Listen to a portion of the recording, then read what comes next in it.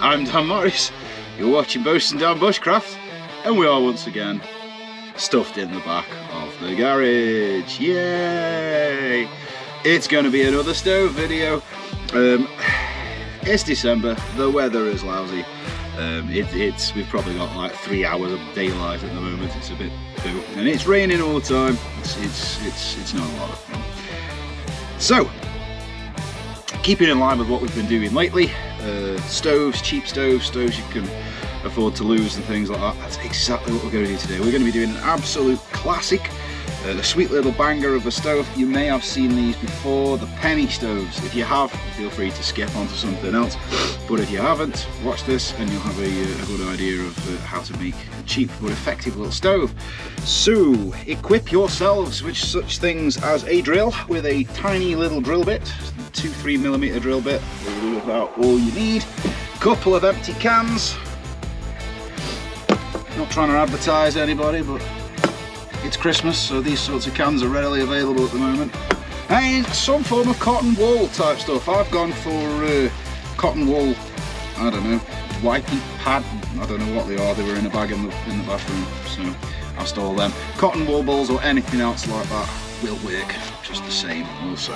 And fuel. Now, we'll go through the fuel a bit better in a minute, but this is the fuel that I am using, and it says on it quite happily there, methylated spirit. It isn't actually. It's kind of, because it's clearly purple, but it's actually only about that much methylated spirit, I'm told. It's a mixture. It is mostly isopropyl alcohol. We had an experiment with the isopropyl alcohol for lighting tillies and other such things. It's not actually as clean burning as the meths, so it's now being used for other things. But with this being an open air stove, that mixture will do fine. You can run these things on isopropyl alcohol, you can run them on methylated spirit. In a pinch, if it was all that you got and you were outside, you could run them on petrol. Really, any flammable liquid to an extent, based on where you are. And once again, this is not a design that's really suited for in your tent or anything like that. It's very much an outside sort of stove. But with all that waffle, let's get on with it. So as always, I am fighting around whether or not you can actually see me, because this little screen on the front is neither use nor ornament. I don't even know why they bothered putting it there. It does literally nothing. So, your cans. What we're going to want is actually the bottom of your cans. So, cut off the bottom of said can. I'm just using a Stanley knife blade. Try and keep it as neat as you can.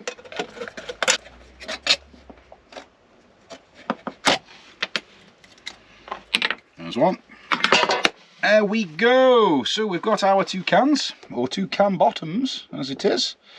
And what we're going to do now is take our tiny drill bit and carefully drill 4 holes in there, right in the very middle. This is where you're going to put your fuel in. So just 4 little holes in there, look, like a button. I don't know if you can see because it's very shiny. Now what I'm going to do is drill a load of little holes around the outside of that shape, and that's going to be your actual burner. That's where your burner flare is going to come out of. So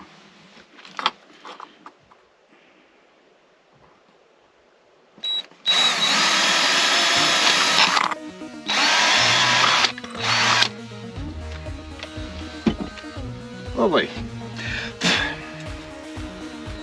So you can see we've now got all the little holes around the base there. And as you can see, we don't need that.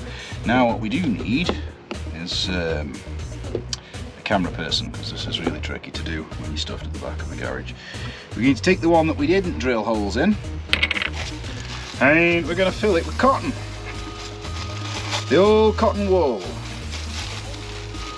That, it's going to act like a wick. It is going to be a wick, and it will help keep your fuel very stable, as in it'll be a lot less likely that it's going to leak everywhere in transport, or you know, when you're moving it around.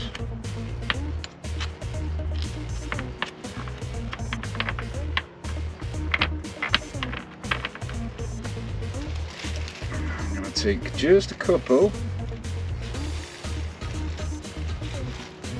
and push them into the top piece that's actually got the burner bits, and make sure that it's right up there where your burn holes are. You're going to want that. Like I say, this is a lovely little build. It's a super simple thing. We'll see how it works. Now the challenging part is getting these two pieces to go together. You've got to get one inside of the other one. Those of you who maybe do a bit of body work might have such a thing as a crimping tool, so you could actually crimp one up a bit so that it shrinks it and it'll fit much more smoothly.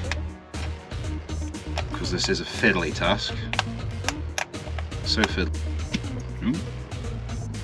I'll get pushed out a little bit too much. There we go.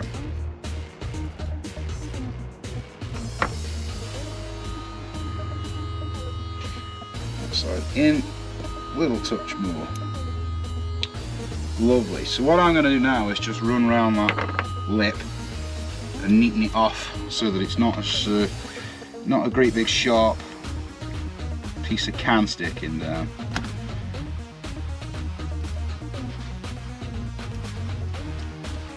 There we go.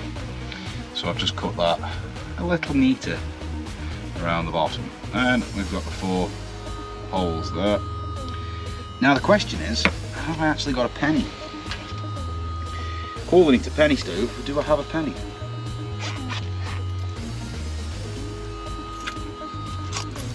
Heh, yes I do. Marvellous.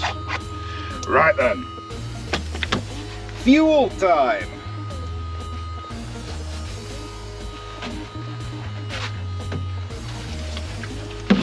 Unreasonable bottle of massive bottle of fuel. So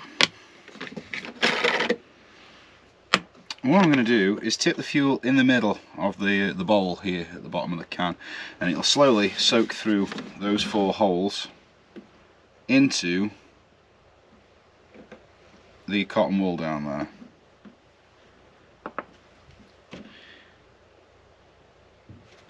Yeah. You'll know when it's full basically because it'll get a lot heavier. Right, so that's pretty much as full as it needs to be. It's not a big leak risk, as you can see, because we've got the cotton in there acting as a wick. You've not got actual liquid fuel splashing around everywhere, leaking everywhere. And because I've just spilt some of it all over me, I've probably now got the most surgically clean hands you can imagine, as isopropyl alcohol is, well, alcohol kills any bacteria or virus or anything it contacts, really. Because it's meths and alcohol, it's also really cool. It feels absolutely freezing cold.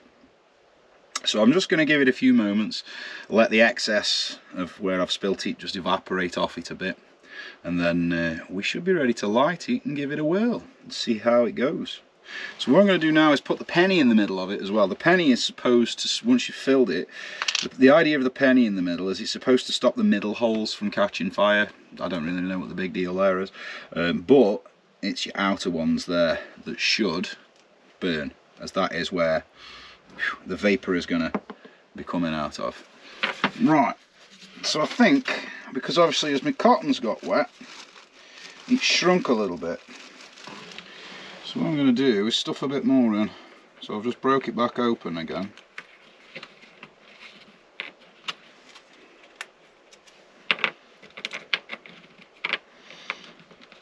And I'm going to make sure there's plenty. Right. Get rid of where I've overfueled it a little bit. And then let's test it out.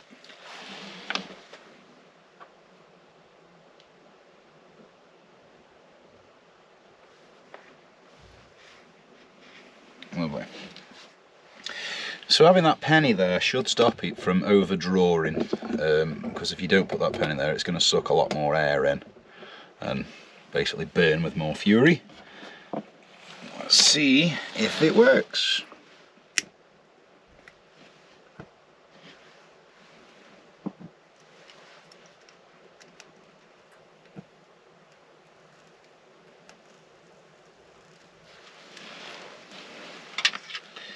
So far, so good.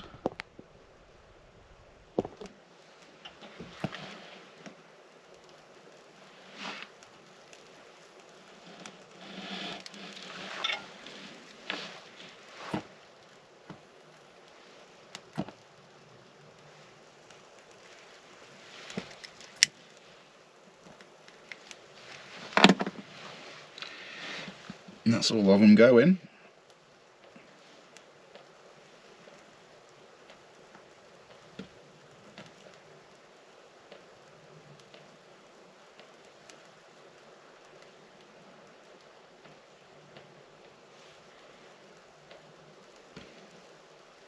So that's like a little gas ring. God, it's actually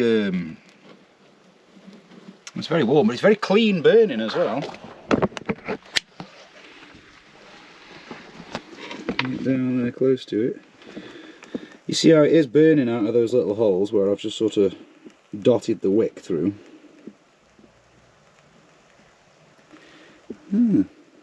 Right, I'm going to let it burn for a while and come back to it momentarily and see how it does. Right, so this now, hello, this has been burning away for about 20 minutes or so, and it's got nice and regular. Now the cotton that I pulled out of the little holes has burned away and left the holes more like what they usually look like, which is just a space with the wick below. And it is burning in quite a nice regular fashion. It did have a few crazy moments, and if you take the penny out of the middle, it draws air through and burns quite a bit more crazy. But that is actually really nice, stable little source of flame.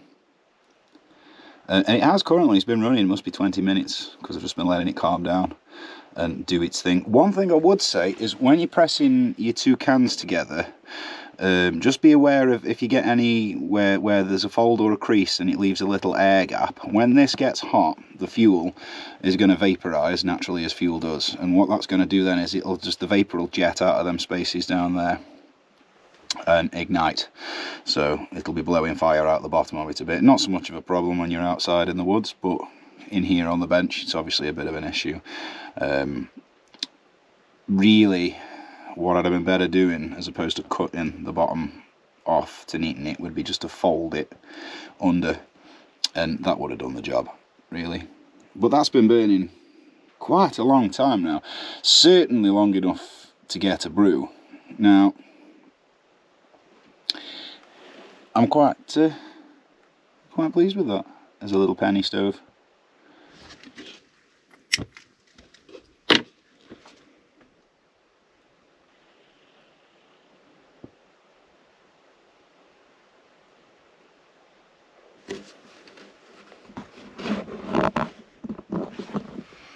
And there we have it, a penny stove. A little fun thing to do whilst you're bored on a rainy evening, hanging out at the back of your little bushcraft huts. Something to pass the time away, and a handy little thing, because, you know, once it's cooled down, you just slip it in a little Ziploc bag or something like that, carry it in your pack.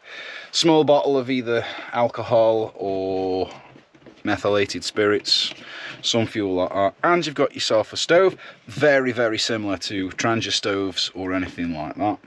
And like I say, this has been burning away for a good long while now, so I'm really quite happy with that. It's quite an efficient little thing, seems to work very well. I'll probably take that out and test it on a video in the woods at some point, just for a laugh. This, I'm going to just leave it burn, see how long it goes. Like I say, it must have been 25 minutes now. It's been going a good old while, but there she be. Now, wouldn't be much of a stove video if I didn't actually boil something with it, would it?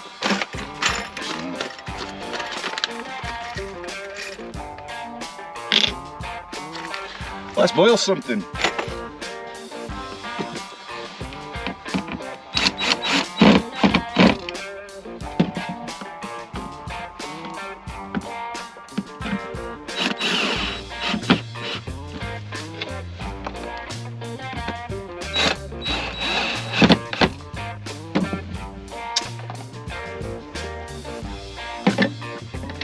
Okie dokie. Just turn my worktop into a temporary stove for the moment. more fuel.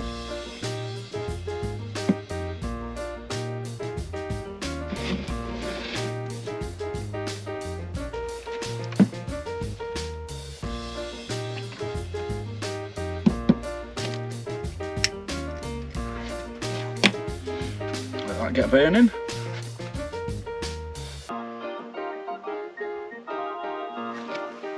See, it's cooled down now, so it has to heat the metal up so that it'll vaporise. So we'll put a little well of fuel in the middle, like that. And that should get those jets going. There we go. The outer little jet holes are firing up now, so it's getting warm. Lovely. 3 more to pop into life. 2. 1. So let's see. It boils the kettle. That is the most important thing, obviously. Lovely. You see a lovely little spread of flame underneath coming out of it, Luke. Just licking at the bottom of the kettle there. Doing that lovely job for us. Getting that kettle nice and toasty. What a beautiful sight. So you can hear the water's just starting to boil. It's literally been maybe 5 minutes and the kettle's full. If anything, I'd say that this stove is slightly quicker than the wax wick one that I did the other week. Definitely a little quicker than that. Now we just need it to start whistling and that's job done.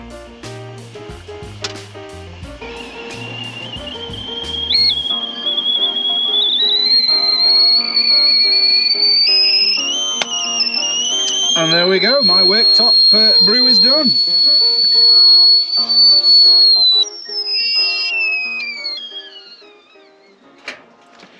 So there we have it, folks. The alcohol penny stove. Works with meths and other things, but the alcohol penny stove, or at least my version of it. I think I've overdone it on the holes a bit. I've got massive jets compared to a lot of them that I've seen. But when you're boiling water, that's what you want, a bit of extra heat. That's a working idea, and it runs for quite a long time from one fill, so I'm quite happy with that. But that really is all I need to say about that, guys. So as always, get out there, get bushcrafting, get having fun, get making your own penny stoves. Let me know the results of that. As always, like, comment and subscribe. Be safe, and I will catch you on the next one. And that is all from Bosun Dan today.